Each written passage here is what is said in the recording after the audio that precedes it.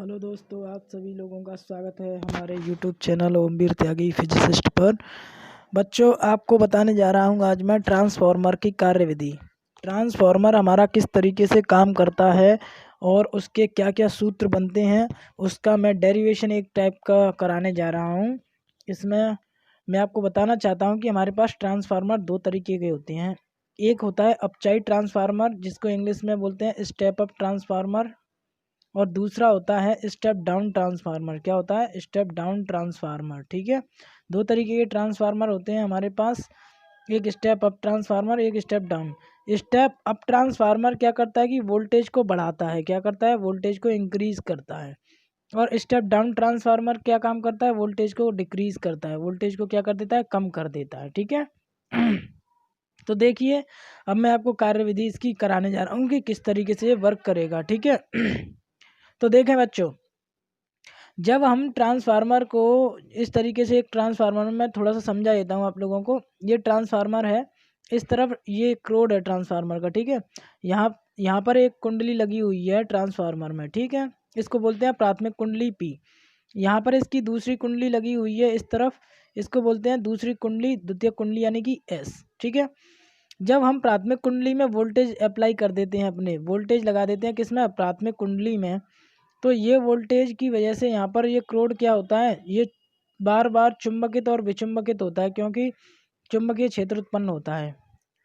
जब प्राथमिक कुंडली में धारा बहती है तो इसके चारों ओर चुंबकीय क्षेत्र उत्पन्न होता है, जिससे क्रोड हमारा बार बार चुंबकित होगा और अचुंबकित होता है। ठीक, क्योंकि ये बार बार चुंबकित और विचुंबकित हो रहा है, इसी के नीचे, इसलिए नीचे के हिस्से पर हमारी द्वितीय कुंडली रखी हुई है एस।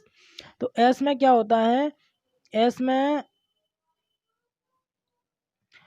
में अपने आप ही प्रेरित ईएमएफ उत्पन्न हो जाएगा। क्या उत्पन्न हो जाएगा? इसके अंदर प्रेरित ईएमएफ उत्पन्न हो जाएगा।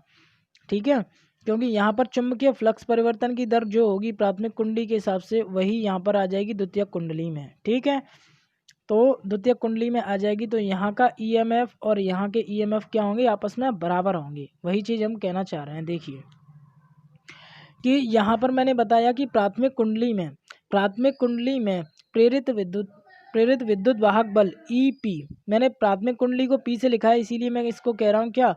ईपी कह रहा हूँ। ठीक है, देखिए आप लोगों को सबको स्पष्ट दिख रहा होगा, क्लियर दिख रहा होगा एकदम। ठीक है, तो देखिए, प्राथमिक कुंडली में प्रेरित विद्युत वाहक बल ईपी बराबर माइनस के N P delta five B upon delta T. यहाँ पर एन पी का मतलब है प्राथमिक कुंडली में फेरों की संख्या, और ये है चुंबकीय फ्लक्स परिवर्तन की दर।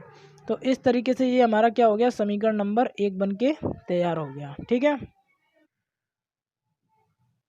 द्वितीय कुंडली में प्रेरित विद्युत वाहक बल ई एस बराबर हो जाएगा minus N S delta five E upon delta T.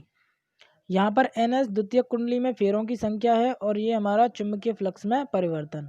तो इस तरीके से समीकरण नंबर 2 बन के तैयार हो गया। समीकरण नंबर 1 हमारे पास पहले से है, तो समीकरण 2 और 1 का भाग दे देते हैं। समीकरण 2 में 1 से भाग दे दिया हमने, 2 में जब 1 से भाग देंगे तो क्या होगा? देखो, E S upon E P बराबर हो जाएगा N S delta five B upon delta T minus N P delta five B upon delta T. इससे ये दोनों कैंसिल हो जाएंगे, माइनस से माइनस कैंसिल हो गया, तो बचा N S upon N P.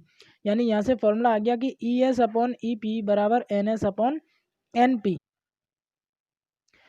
यदि प्राथमिक कुंडली में ऊर्जा ह्रास नगण्य हो, यानी कि पहली कुंडली में ऊर्जा बिल्कुल भी हानि नहीं हो रही है, ऊर्जा की हानि नहीं हो रही है, तो प्राथमिक कुंडली का जो ईपी है वो कुंडली के सिरों के बीच विभवांतर के बराबर होगा। यानी कुंडली के सिरों के बीच विभवांतर वीपी के बराबर क्या हो जाएगा? कुंडली का प्रेरित ईएमएफ। ठीक है, विभवांतर के बराबर होगा। और दूसरी कुंडली में परिपथ खुला है, यानी कि परिपथ खुला होने से मतलब हमारा ये है कि अगर द्वितीय कुंडली में परिपथ खुला है तो उस कुंडली में कोई धारा बहेगी नहीं, यानी कि वहाँ पर ऊर्जा का ह्रास होगा नहीं, वहाँ पर भी ऊर्जा का ह्रास नहीं होगा। तो द्वितीय कुंडली में जो प्रेरित विद्युत भाग बल है ई एस, वो द्वितीय कुंडली के सिरों के बीच विभवांतर वी एस के बराबर हो जाएगा। ठीक है, वी एस के बराबर हो जाएगा, यानी कि V S upon V P बराबर हो जाएगा E S upon E P. और ये किसके बराबर है? N S upon N P के। तो यहाँ पे लिखा है N S upon N P. बराबर इस अनुपात को हम कहते हैं आर। क्या कहते हैं? आर।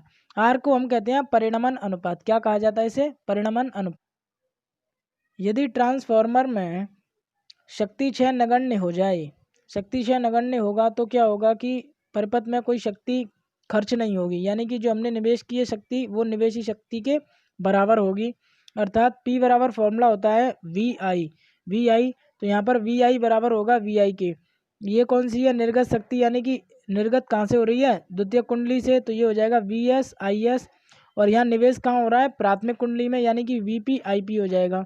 तो यहाँ से बन गया VS/VP बराबर IP/IS। ठीक है।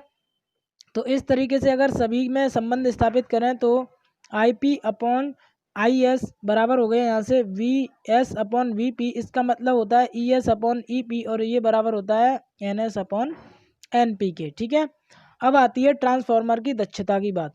ट्रांसफॉर्मर की दक्षता, ट्रांसफॉर्मर की दक्षता कितनी है? दक्षता से मतलब ये है कि कोई मशीन कितना कार्य कर रही है। जैसे कि अगर एक मशीन है उसको हम Q ऊर्जा दे रहे हैं, तो Q ऊर्जा देने पर अगर हमें Q ऊर्जा के बराबर, यानी कि Q जूल ऊर्जा देने पर Q जूल वर्क मिल जाए, हमें कार्य मिल जाए, तो ये 100% दक्ष कहलाएगा। ये मशीन कैसी कहलाएगी? 100% दक्ष कहलाएगी। समझ गए ना? तो इसी प्रकार से अगर हम किसी ट्रांसफार्मर को 200 वोल्ट दे रहे हैं, 200 वाट की ऊर्जा दे रहे हैं, मान लो 200 वाट की ऊर्जा दे रहे हैं, तो हमें अगर 200 वाट ऊर्जा मिलेगी या नहीं, ऐसा अगर 200 वाट ऊर्जा मिल जाती है, 200 वाट की शक्ति मिल जाती है, तो फिर वो ट्रांसफार्मर हमारे लिए 100% दक्ष कहलाएगा। अदरवाइज उससे कम दक्षता कहलाएगी। तो ट्रांसफार्मर की दक्षता के लिए फॉर्मूला होता है हमारा निर्गत शक्ति बटे निवेशी शक्ति, यानी कि IS/IS, यानी कि हमारा हो जाएगा VS/IS/VP/IP। ये हमारा ईटा से प्रदर्शित करते हैं। ठीक।